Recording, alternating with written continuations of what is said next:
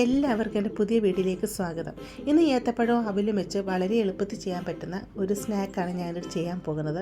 ഏത്തപ്പഴം പച്ചയ്ക്ക് കഴിക്കാനൊക്കെ താല്പര്യമില്ലാത്ത കുഞ്ഞുങ്ങളാണെങ്കിലും അവർക്ക് പുഴുങ്ങി കൊടുത്താലും കഴിക്കാൻ താല്പര്യമില്ലാത്ത കുഞ്ഞുങ്ങൾക്ക് ഇങ്ങനെയൊന്ന് ചെയ്ത് കൊടുത്താൽ അവർ ഇഷ്ടത്തോടെ കഴിച്ചോളും. കുഞ്ഞുങ്ങൾക്ക് മാത്രമല്ല കേട്ടോ, വലിയവർക്ക് ഒരുപാട് ഇഷ്ടപ്പെട്ടു. വളരെ എളുപ്പത്തിൽ നമുക്ക് ചെയ്തെടുക്കാനും പറ്റും. ഇതെങ്ങനെ തയ്യാറാക്കുന്നത് നോക്കിയാലോ.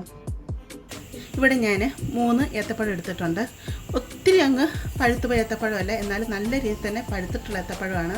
തൊലിയൊക്കെ ഒരുപാട് കറുത്തുപോയ ഏത്തപ്പഴം എടുക്കരുത്, എന്നാലും നല്ലതായിട്ട് പഴുത്ത ഏത്തപ്പഴം എടുക്കാവൂ. മീഡിയം സൈസ് ഏത്തപ്പഴമാണ് ഞാൻ എടുത്തിരിക്കുന്നത്. ഇതിൻ്റെ തൊലിയൊക്കെ കളഞ്ഞ് ഇതിനെ ഞാൻ കട്ട് ചെയ്തുകൊണ്ട് വരാം. ഏത്തപ്പഴം കട്ട് ചെയ്യുന്നത് ഈ രീതിയിലാട്ടോ. ഞാൻ ജസ്റ്റ് ഒന്ന് കാണിച്ചു തരാം. ആദ്യം നടുക്കോട് ഇതുപോലെ തന്നെ ഒന്ന് കട്ട് ചെയ്യുക. പിന്നെ ഇതിനെ ഒന്നും കൂടി ഈ രീതിയിലൊന്ന് കട്ട് ചെയ്യുക. എന്നിട്ട് ഒത്തിരി ചെറിയ പീസല്ല, ഈ രീതിയിൽ കട്ട് ചെയ്തെടുക്കാം. ഏത്തപ്പഴമൊക്കെ ഇവിടെ കട്ട് ചെയ്തെടുത്തിട്ടുണ്ട്. ഇവിടെ ഞാൻ ഒരു പാത്രം അടുപ്പത്ത് വെച്ച് കൊടുത്തിട്ടുണ്ട്. ഇതിലോട്ട് 1 ടേബിൾ സ്പൂൺ നെയ്യ് ഒഴിച്ച് കൊടുക്കാം. ഇതിലോട്ട് കുറച്ച് കിസ്മിസ് ഇട്ട് കൊടുക്കാം. അതൊക്കെ നമ്മുടെ ആവശ്യത്തിന് ഇട്ട് കൊടുക്കാമേ. 1/4 കപ്പ് കപ്പലണ്ടി ഇട്ട് കൊടുക്കാം. കുറച്ച് അണ്ടിപ്പരിപ്പ് ഇട്ട് കൊടുക്കാം. കുറച്ച് പൊട്ടുകടലോടെ ഇട്ട് കൊടുക്കാം.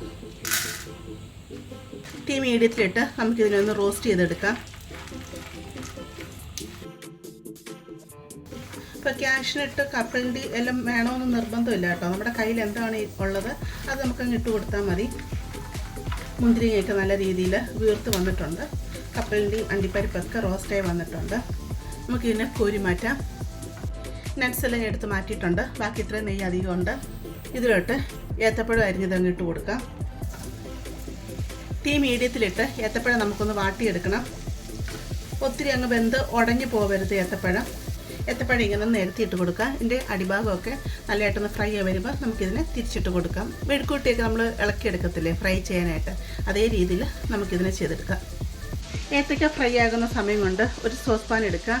അതിലോട്ട് ഞാൻ 250 ml കപ്പിൽ 1 കപ്പ് ശർക്കരപ്പൊടി എടുത്തിട്ടുണ്ട്. അതങ്ങിട്ട് കൊടുക്കാം. 1/4 കപ്പ് വെള്ളം കൂടെ ഒഴിച്ച് കൊടുക്കാം. ഇപ്പം നിങ്ങളുടെ ശർക്കരപ്പൊടി ഇല്ലയെന്നുണ്ടെങ്കിൽ ശർക്കരയാണെങ്കിൽ പൊടിച്ചിട്ട് 1 കപ്പ് എടുക്കുക കേട്ടോ. 1/4 കപ്പ് വെള്ളം കൂടെ ഒഴിച്ച് കൊടുത്ത് നമുക്കിതിനെ ഒന്ന് ഉരുക്കിയെടുക്കാം. ഇത് കണ്ടില്ലേ, ഇപ്പോൾ അത് ഫ്രൈ ആയി വന്നിട്ടുണ്ട്. ഏത്തക്ക സോഫ്റ്റായി വന്നിട്ടുണ്ട്. എന്നാൽ ഏത്തയ്ക്കൊന്നും കുഴഞ്ഞു പോയിട്ടില്ല. ഇങ്ങനെ വേണം ഏത്തക്ക കിട്ടാനായിട്ട്. ഞാൻ തീ മീഡിയത്തിലിട്ട് കൊടുത്തേക്കുന്നത് കേട്ടോ. ഏത്തക്ക നമുക്കൊരു പാത്രത്തിലോട്ടങ്ങ് മാറ്റാം. ഇവിടെ ഞാൻ 1 കപ്പ് അവൽ എടുത്തിട്ടുണ്ട്. ഞാൻ എടുത്തിരിക്കുന്നത് മട്ടവലാണ്. ഇതുപോലത്തെ ഒരു കപ്പിലാണ് 1 കപ്പ് എടുത്തിരിക്കുന്നത്. അത് നമുക്ക് ഈ പാത്രത്തിലോട്ടിട്ട് കൊടുക്കാം. അപ്പം നിങ്ങളുടെ കയ്യിൽ ഏത് അവലായിരിക്കുന്നത് വെച്ചാൽ ആ അവലെടുക്കാം. വെള്ള അവലും എടുക്കാം, കട്ടി കുറഞ്ഞ അവലും എടുക്കാം. അവൽ നമുക്കൊന്ന് റോസ്റ്റ് ചെയ്തെടുക്കണം. ഈ മീഡിയത്തിലിട്ട് അവൽ നമുക്കൊന്ന് റോസ്റ്റ് ചെയ്തെടുക്കാം. അവൽ നല്ലതായിട്ട് ചൂടായി കഴിഞ്ഞ് കഴിയുമ്പോൾ നമ്മളൊന്ന് കൈ കൊണ്ട് പൊടിച്ച് നോക്കുമ്പോൾ പൊടിഞ്ഞ് വരണം. ആ ഒരു പരുവം ആയി കിട്ടണം. അതുവരെ നമുക്കിതിനെ ഒന്ന് റോസ്റ്റ് ചെയ്തെടുക്കാം. അവലിവിടെ ഫ്രൈ ചെയ്തെടുത്തിട്ടുണ്ട്. ഉണ്ടോ, കൈ കൊണ്ട് പൊടിച്ചെടുക്കുമ്പോൾ തന്നെ ഇങ്ങനെ പൊടിഞ്ഞ് വരുന്നുണ്ടാവില്ല. ഈ രീതിയിൽ ആയി വരണം. അവൽ നമുക്കൊരു പാത്രത്തിലോട്ടങ്ങ് മാറ്റാം. അടുത്തതായിട്ട് ഞാനിവിടെ എടുത്തിരിക്കുന്നത് 1 കപ്പ് തേങ്ങയാണ്. തേങ്ങ ഇതിലോട്ടിട്ട് കൊടുക്കാം. തേങ്ങ നമുക്കൊന്ന് റോസ്റ്റ് ചെയ്തെടുക്കാം. തേങ്ങ ഒത്തിരി ഫ്രൈ വരുമൊന്നും വേണ്ട. തേങ്ങയിലെ വെള്ളമെല്ലാം വറ്റി ഒന്ന് കളർ മാറി വരണം, അത്രയും മാത്രം മതി. അതുവരെ നമുക്കിതിനെ ഒന്ന് വഴറ്റിയെടുക്കാം.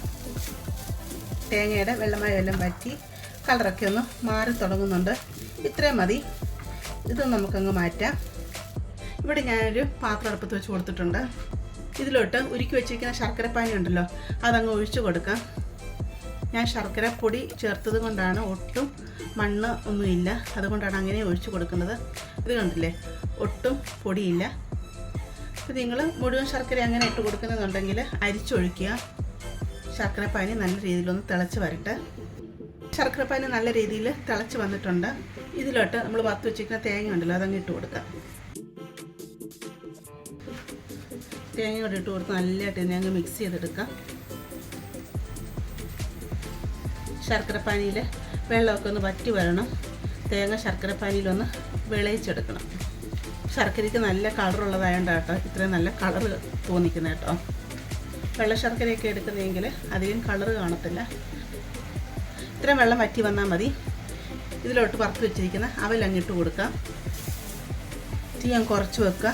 അവലും കൂടെ ചേർത്ത് നല്ലതായിട്ട് ഇതിനെ അങ്ങ് മിക്സ് ചെയ്യാം. തീ ഫുള്ളും കുറച്ച് വെക്കണേ.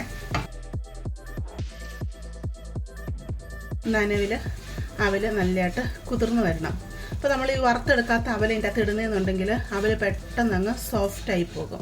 അപ്പോൾ നമ്മൾ വറുത്തെടുത്ത അവലാകുമ്പോൾ അങ്ങനെ സോഫ്റ്റായി പോകാതെ നല്ല രീതിയിൽ കിടന്നോളും, പൊടിഞ്ഞൊന്നും പോകത്തില്ല. അതിനാണ് അവൽ വറുത്തെടുക്കണമെന്ന് പറഞ്ഞത്. ഇതിലോട്ട് 1 ടീസ്പൂൺ ഏലക്കപ്പൊടി ചേർത്ത് കൊടുക്കാം. ഏലക്കപ്പൊടി എന്ന് പറഞ്ഞാൽ ഞാൻ പഞ്ചസാരയോട് ചേർത്ത് പൊടിച്ചതുകൊണ്ടാണ് 1 ടീസ്പൂൺ ഇട്ട് കൊടുത്തത്. നിങ്ങൾ ഏലക്ക മാത്രം പൊടിക്കുകയാണെങ്കിൽ 1/2 ടീസ്പൂൺ ഇട്ട് കൊടുത്താൽ മതിയേ. ഏലക്കപ്പൊടിയോട് ചേർത്ത് നല്ലതായിട്ട് ഇനി അങ്ങ് മിക്സ് ചെയ്യാം. ഇനി ഇതിലോട്ട് വിളയിച്ച് വെച്ചിരിക്കുന്ന പഴം ഉണ്ടല്ലോ, അതങ്ങ് ഇട്ട് കൊടുക്കാം. പഴം കൂടെ ചേർത്ത് നല്ലതായിട്ട് മിക്സ് ചെയ്തെടുക്കാം. പഴം ഒത്തിരി അങ്ങ് ഉടച്ചെടുക്കേണ്ട ആവശ്യമില്ല.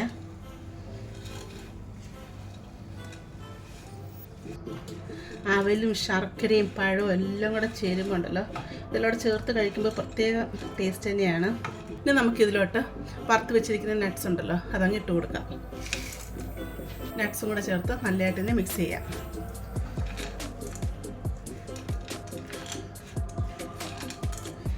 നമ്മുടെ ഏത്തക്ക വെച്ചുള്ള സ്നാക്സ് ഇവിടെ റെഡി ആയിട്ടുണ്ട്. ഞാൻ തീ ഓഫ് ചെയ്തു കേട്ടോ. കണ്ടില്ലേ, ഏത്തക്കയൊന്നും കുഴഞ്ഞു പോയിട്ടില്ല. ഏത്തക്ക തന്നെ പീസായിട്ട് കിടപ്പുണ്ട്. ഞാൻ മുമ്പ് പറഞ്ഞ ശർക്കര നല്ല കളറുള്ളതായതുകൊണ്ടാണ് ഏത്തക്കയൊക്കെ കാണാൻ ബുദ്ധിമുട്ട്. അപ്പോൾ നിങ്ങൾ വെള്ള ശർക്കരയൊക്കെ എടുക്കുന്നതെങ്കിൽ ഏത്തക്കയുടെ കളറൊക്കെ അതുപോലെ കാണാൻ പറ്റും കേട്ടോ. നമുക്കൊരു പ്ലേറ്റിലോട്ട് അങ്ങ് മാറ്റാം. ഞാൻ കഴിച്ചു നോക്കിയിട്ട് ടേസ്റ്റ് എങ്ങനെ ഉണ്ടെന്ന് പറയാമേ. നല്ല ടേസ്റ്റ് ഉണ്ട് കേട്ടോ. കാരണം ഏത്തപ്പഴം നമ്മൾ നെയ്യിൽ റോസ്റ്റ് ചെയ്തെടുത്തില്ലയോ, അപ്പോൾ ആ നെയ്യ് റോസ്റ്റ് ചെയ്തെടുത്ത് ഏത്തപ്പഴത്തിൻ്റെ ആ ഒരു ടേസ്റ്റും, അതുപോലെ അവൽ നമ്മൾ ഫ്രൈ ചെയ്തെടുത്തുകൊണ്ട് ഇടയ്ക്ക് ഇങ്ങനെ നല്ല ക്രിസ്പി ആയിട്ട് അത് കടിക്കാൻ കിട്ടും.